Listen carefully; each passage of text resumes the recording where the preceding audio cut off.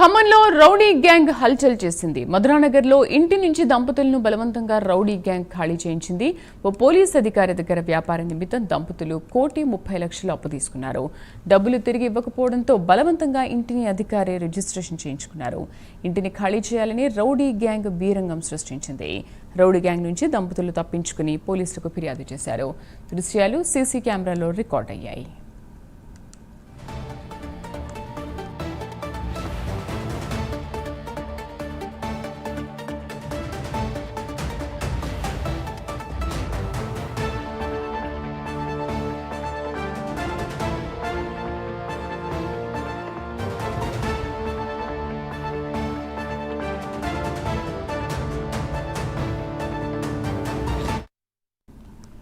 ఖమ్మంలో rowdy gang హల్చల్ చేసింది. మధురానగర్లో ఇంటి నుంచి దంపతులను బలవంతంగా రౌడీ గ్యాంగ్ ఖాళీ చేయించింది. ఓ పోలీస్ అధికారి దగ్గర వ్యాపార నిమిత్తం దంపతులు 1,30,00,000 అప్పు తీసుకున్నారు. మా కరెస్పాండెంట్ పూర్తి సమాచారాన్ని అందిస్తారు. రజనీ. శ్రీదేవి, ఖమ్మం పట్టణంలో రౌడీ గ్యాంగ్ ఇంట్లో దూరి హల్చల్ చేసిన ఘటన ఆలస్యంగా వెలుగులోకి వచ్చింది.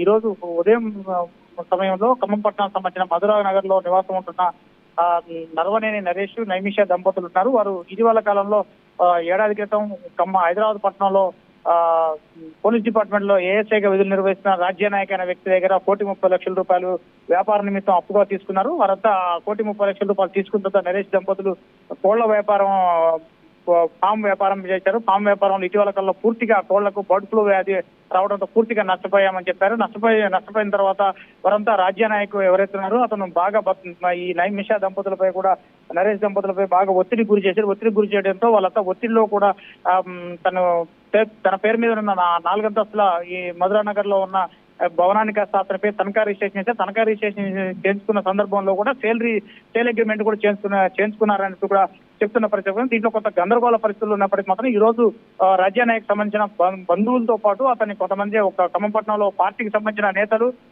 రమణగుట్టతో పాటు శ్రీనివాస్ నగర్ సంబంధించిన ఓ పార్టీకి సంబంధించిన నేతలు కారులో వచ్చి నరేష్ ఇంట్లోకి గేటు పగలగొట్టి లోపలికి వెళ్లి వాళ్ళని కుటుంబ సభ్యులతో దుర్భాషలాడటమే కాకుండా వాళ్ళందరినీ కిందికి లాక్కొచ్చిన సందర్భంలో మాత్రం ఒక 4-5 పురుష వ్యక్తులు మాత్రం ఒక మహిళ అని చూడకుండా నరేష్ భార్యని మాత్రం కిందికి తీసుకొచ్చారు.